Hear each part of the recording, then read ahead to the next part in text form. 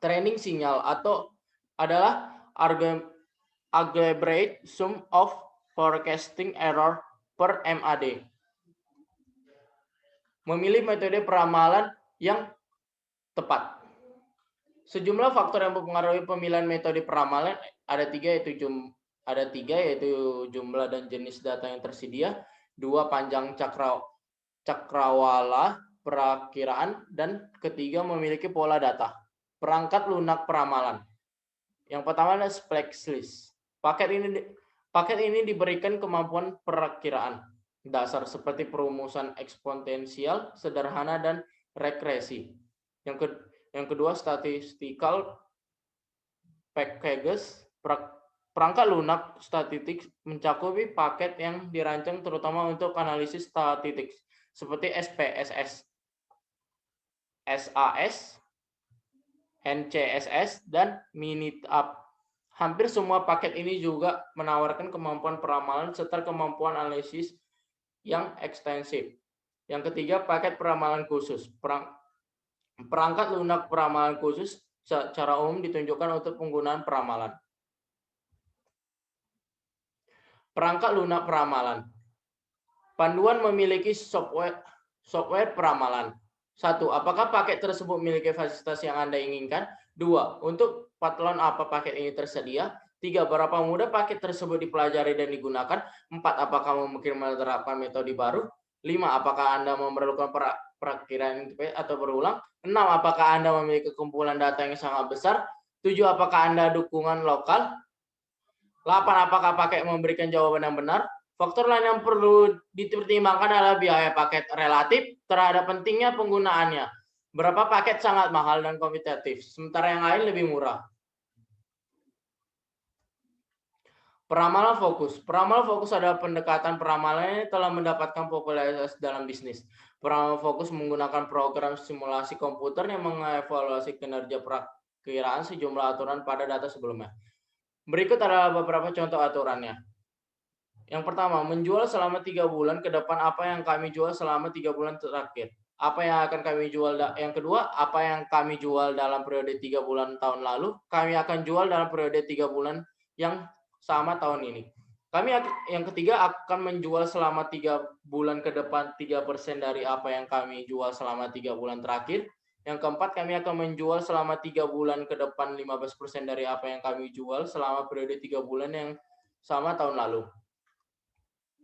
Menggabungkan perakiraan. Salah satu pendekatan untuk peramalan yang telah terbukti menghasilkan peningkatan akurasi peramalan adalah dengan menggabungkan perakiraan dari 2 atau lebih metode peramalan yang berbeda.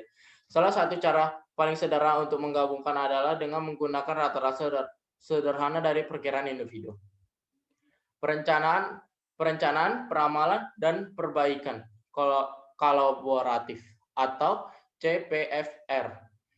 CPRF adalah proses kolaboratif antara 2 mitra dagang yang menetapkan pedoman format untuk peramalan perencanaan bersama. Bentuk CPRFD terlengkap menggunakan proses 9 langkah. 1.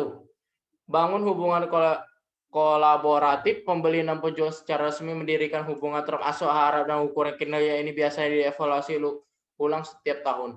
2. Buat rencana bisnis bersama. Pembeli dan penjual mengembangkan rencana bisnis bersama.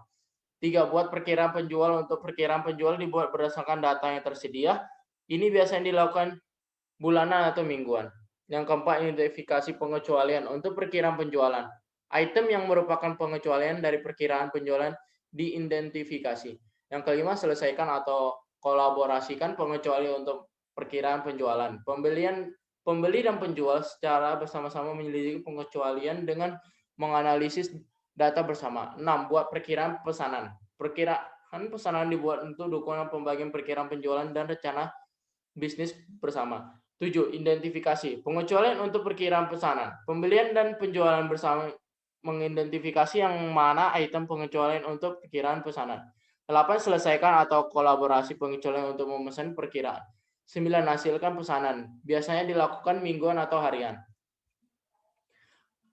Peramalan di seluruh organisasi. Peramalan adalah contoh yang sangat baik dalam suatu aktivitas yang sangat penting untuk mengolah semua area fungsional dalam perusahaan.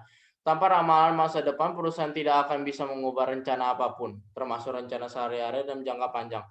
Pemasaran yang sangat tergantung pada alat peramalan untuk menghasilkan permintaan dan penjualan di masa depan. Namun, departemen pemasaran juga perlu memperkirakan ukuran pasar, persaingan baru, tren masa depan, dan perubahan preferensi konsumsi. Keuangan menggunakan alat peramalan untuk mengidentifikasi harga saham, kinerja keuangan, kebutuhan identifikasi modal, dan mengembalikan portofolio investasi.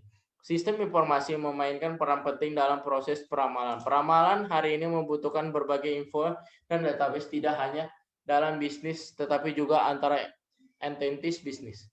Sumber daya manusia bergantung pada perkiraan untuk menentukan persyaratan perekrutan di masa depan. Sekian presentasi PPT saya pada bab ini.